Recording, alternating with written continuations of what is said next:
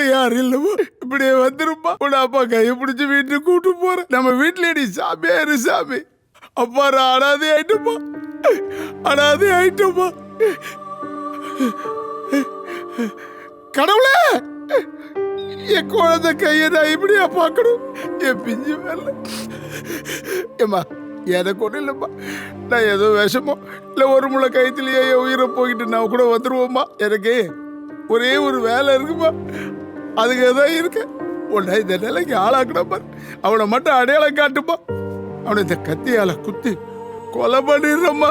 மா பவானி, அம்மா பவானி.